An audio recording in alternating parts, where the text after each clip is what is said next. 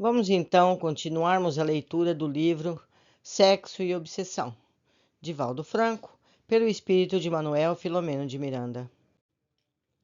Capítulo 7. Programações abençoadas. Concluídos os trabalhos mediúnicos e afastados os membros encarnados do grupo da instituição, rumando aos seus lares, continuamos em febril atividade espiritual junto àqueles que haviam sido atendidos, mas cuja terapia deveria ser mais acurada. Alguns seriam transferidos para a nossa esfera de ação, outros ficariam alojados nas instalações da casa, diversos seriam liberados a fim de elegerem o melhor caminho a seguir, respeitando-se a liberdade de escolha de cada qual. Experimentaram a claridade que deslumbra. Agora seria necessário deixar-se penetrar pela luz de modo a beneficiar-se largamente dos seus recursos preciosos.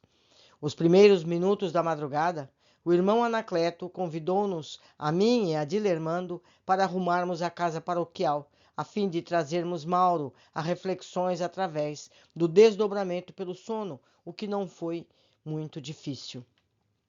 O seu estado de ânimo em quebrantamento facilitou-nos o recurso especializado e, adormecido, conduzimos-lo ao recinto onde se operara a reunião mediúnica. De imediato, conseguimos o mentor da direção do lar da professora Eutímia, a nobre diretora do edicandário onde Mauro lecionava. A senhora permanecia acabrunhada, com a mente em torvelinho. Àquela hora, embora houvesse tomado um medicamento calmante, sem haver dito nada ao marido, evitando precipitação de conduta, não conseguia o sono reparador. Despertava assustada com frequência, recorrendo à ajuda da oração, conforme os padrões dos seus conceitos religiosos. Enriquecida por uma família bem constituída, mãe devotada de 2 crianças com idades entre 8 e 10 anos, uma linda garota e um simpático varão, o esposo era homem sério, voltado para as questões espirituais da religião que ambos professavam. Podemos afirmar que se tratava de um lar construído em bases cristãs, sem as excentricidades dos comportamentos mundanos da atualidade, onde o vazio existencial, a vulgaridade tem primazia nos relacionamentos que deveriam ser afetivos. Adentramos pelo lar e encontramos alguns espíritos amigos que ali também se domiciliavam, face às vinculações afetuosas com a família. Tudo transpirava paz e bem-estar numa psicosfera de harmonia, o que é, de certo modo, bastante raro nas famílias contemporâneas e nos ninhos domésticos. O nosso instrutor adentrou-se na alcova e, enquanto os aguardava do lado de fora, um bom diálogo com os novos amigos, após breves minutos, trouxe em desdobramento parcial a digna senhora que dormia também em espírito, experienciando um repouso saudável que faria muito bem ao seu organismo vitimado pelo choque pós-traumático. Conduzida à entidade espírita onde deveriam ser continuidade os labores de renovação das almas, foi colocada gentilmente sobre um leito improvisado e continuou adormecida. No recanto em que nos encontrávamos, também estava Mauro e sua mãe, a nobre senhora Martina, Dona Eutímia e Jean Michel que, de quando em quando, vivenciando uma forma de pesadelo em espírito, agitava-se. O mentor convidou-nos ao recolhimento na prece, igualmente assistido pela diretora espiritual do núcleo que nos acolhia. Havia uma psicosfera de paz e de agradecimento a Deus, em tão alto padrão que se podia sentir o vibrar dos sentimentos em festa. Após sentida oração, o benfeitor Anacleto acercou-se da nobre mestra e convidou-a ao despertamento, enquanto nós outros fazíamos o mesmo, com Mauro, Dilermando, com bondade e energia, despertava Jean Michel. Como se estivesse no corpo físico, ao amanhecer de um dia feliz, a senhora acordou tranquila, jovial, surpreendeu-se com o grupo que formávamos. Antes de apresentar alguma interrogação, o mentor explicou. Estamos reunidos em nome de Jesus, a quem todos amamos, e devemos carinhoso respeito, a fim de estudarmos o drama da manhã passada, envolvendo o nosso sacerdote Mauro. Não estranhe que acontecimento que é mais comum do que pode parecer, em razão dos fenômenos da vida terem a sua causa em programações aqui na esfera da realidade. Todos estamos envolvidos pelo acontecimento infeliz, cujas consequências puderam ser diminuídas graças à intervenção da misericórdia divina. Nesse momento, mais lúcida, Dona Eutímia identificou Mauro e teve uma reação previsível de receio. O instrutor, vigilante, acerenou-a, informando que tudo estava sob controle e ela não teria por que temer ou afligir-se. Por sua vez, o jovem sacerdote não pôde furtar ao constrangimento imposto pela consciência de culpa diante daqueles cuja confiança a defraudara. Antes que Jean-Michel pudesse intervir ou ser convidado a reflexões, o irmão Anacleto elucidou, dirigindo-se diretamente à diretora do educandário. O grave assédio de Mauro à criança constitui um crime hediondo, considerando-se os fatores e circunstâncias, os valores e compromissos que se encontram em jogo. Sem diminuir-lhe a responsabilidade pelo gravame, é justo considerarmos que o mesmo se encontra fora do equilíbrio emocional e racional, vitimado por conflitos hórridos e sob injunção de forças desconexas do mundo espiritual e inferior, que o aturdem e comandam-no mentalmente. Assodado na libido pelo vício mental, pela ação nefasta de um perseguidor espiritual, planejava abusar da inocência da criança. Felizmente, porém, não teve tempo de consumar o infeliz programa, encontrando-se agora terrivelmente ferido no sentimento, aturdido na razão, ao considerar a gravidade daquele infame instante que o alucina. Fez uma pausa oportuna no esclarecimento, a fim de que a senhora melhor compreendesse o que se passava. Logo, prosseguindo, aqui nos reunimos com o objetivo de evitar maiores danos à criança ingênua, qualquer situação de prejuízo moral à escola, assim como para encontrarmos a melhor solução para atender também o infrator. Todo erro pode ser reparado, especialmente antes que se transforme em tragédia. O nosso amigo já dilacerou os sentimentos de algumas crianças, que soube atrair ao regaço com sagacidade e astúcia, objetivando os seus fins inóbeis. Chega o momento de ser-lhe dada uma oportunidade de reparação, através da qual se liberte igualmente do tormento que o vem assediando há muitos anos, desde antes do berço, tendo-se em vista o local onde procedeu no rumo da reencarnação. As heranças que trouxe embutidas nos sentimentos são odientas, os laços que o vinculam aos sítios que habitava são vigorosos. Nada, porém, que não se possa modificar, ante o esforço pessoal bem direcionado, a entrega interior ao Pai Criador. Certamente o problema a que nos estamos referindo deve tomar um rumo de segurança para que suste futuras consequências mais lamentáveis e perversas. Todos acompanhávamos o seu raciocínio com empatia e agrado. A senhora Eutímia, a pouco e pouco, fixou-se nos comentários do mentor, que pareceu aliviar-se lentamente a tensão que a mantinha em aflição.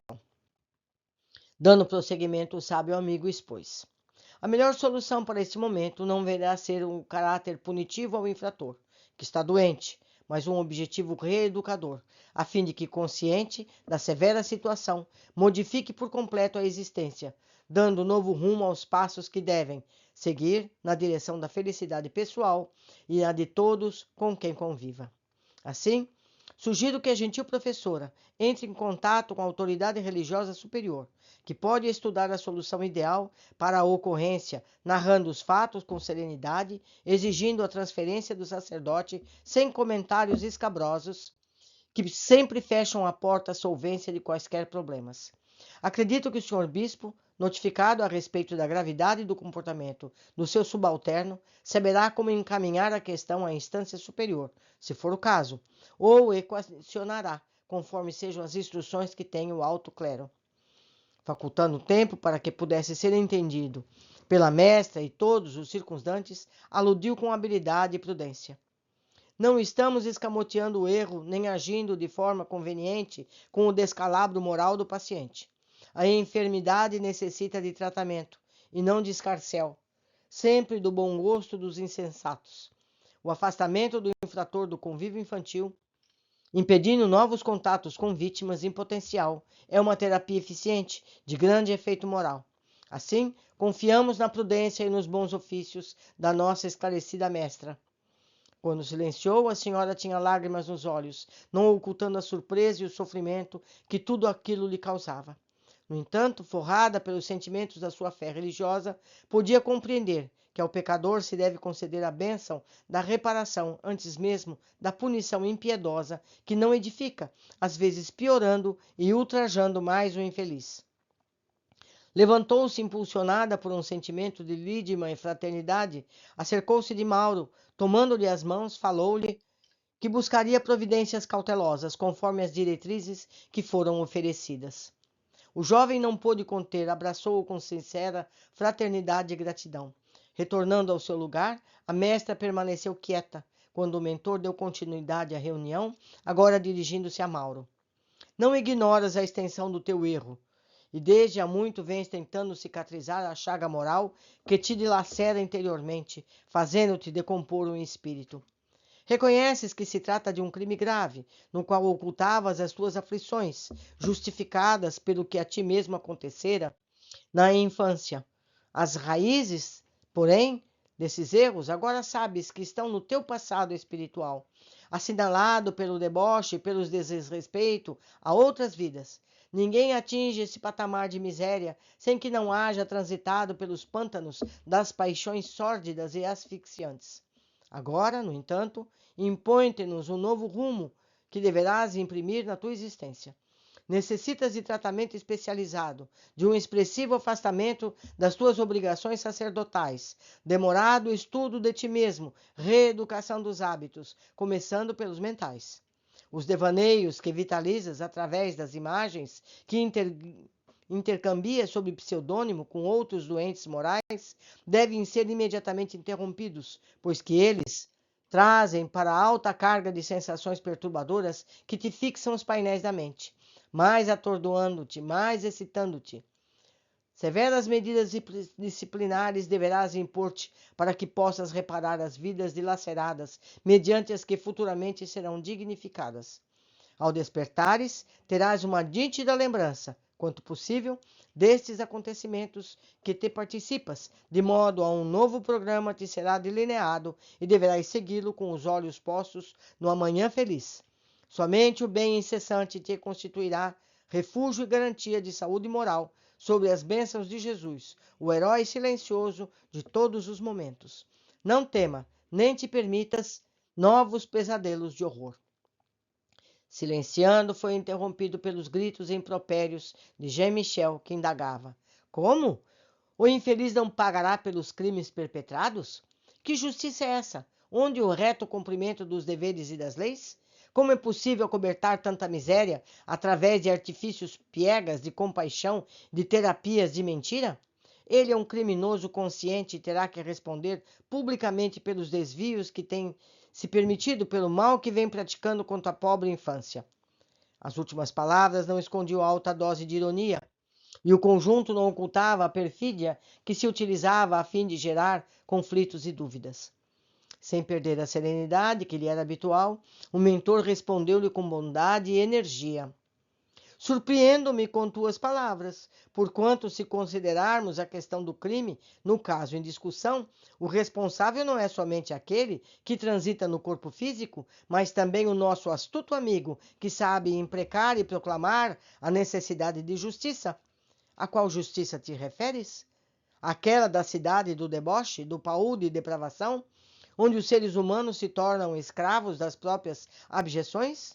Com que autoridade reclamas justiça, tu que tens sido execrado comparsa do hausto hospedeiro das tuas vis sensações? Acredita que os teus sofismas perturbem a claridade do nosso raciocínio?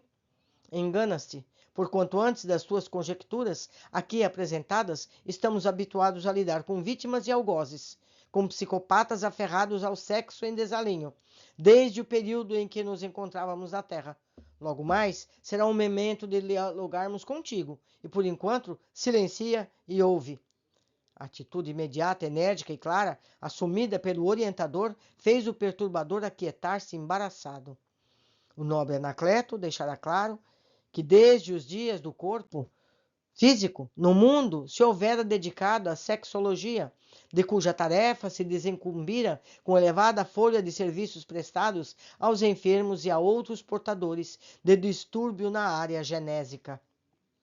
Por isso mesmo, prosseguia afeiçoado ao mistério de atendimento aos infelizes que tombaram nas paixões mais grosseiras do sexo enfermo, havendo sido designado por instância superior para a tarefa na qual nos encontrávamos investidos. Dando prosseguimento às instruções, voltou a Eutímia e explicou. Face à magnitude do evento infeliz, é de bom ouvitre que, no primeiro momento, a dedicada diretora elucide ao esposo a ocorrência e com ele busque um contato com a sua eminência, o senhor bispo, pondo a par de tudo, de modo que se possam tomar providências sem as escabrosas contribuições da mídia que se compraz no lixo das misérias humanas.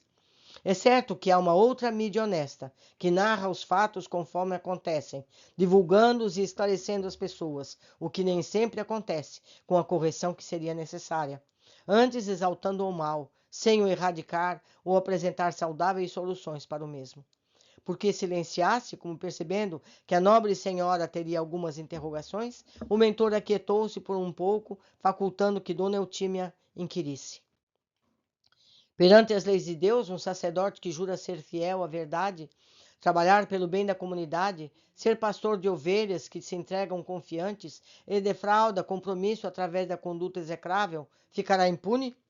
Não são pecados mortais os atos infames que o padre Mauro vem praticando com insistência? E as suas vítimas como ficarão? Com a mesma sinceridade, o benfeitor respondeu. Ninguém foge às leis de Deus que vigem em toda parte e que são escritas na consciência de todos nós. O nosso irmão não fugirá de si mesmo, das cenas escabrosas que se permitiu, do remorso que o dominará por largo período. Isso, porém, somente sucederá mais tarde, quando desperto e disposto ao resgate, começar o período de refazimento.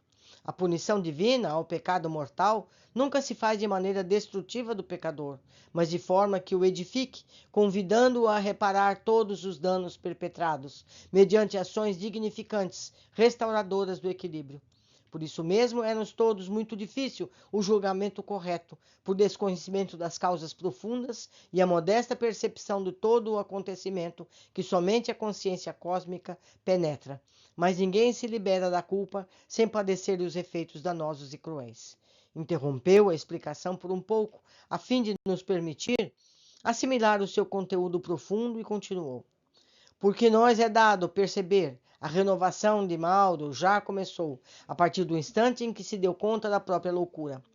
Por sua vez, a misericórdia do Pai, em nome da sua justiça, facultar-lhe-á um longo período de isolamento, possivelmente em uma clínica, onde se irá reajustar aos padrões de comportamento saudável, inspirando-o a cuidar de crianças enfermas, portadoras de alienações mentais, distúrbios nervosos, assim resguardando-se da prática de atos indecorosos, assistindo-as, socorrendo-as, amando-as, sendo repudiado, maltratado e agredido.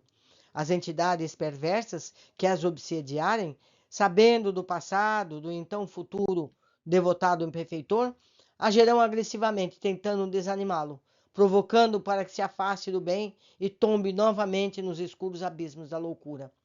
Nesses momentos, porém, luzirá o amor do Pai, inspirando-o a prosseguir. A sua mãezinha desencarnada, que o vem ajudando a sair do fosso, ser-lhe-á anjo da guarda, insistindo pela renovação e felicidade. Igualmente não faltarão outros socorros, porque o bem é a coroa da vida e jamais segue a sós, sem amparo na retaguarda e com atração na vanguarda.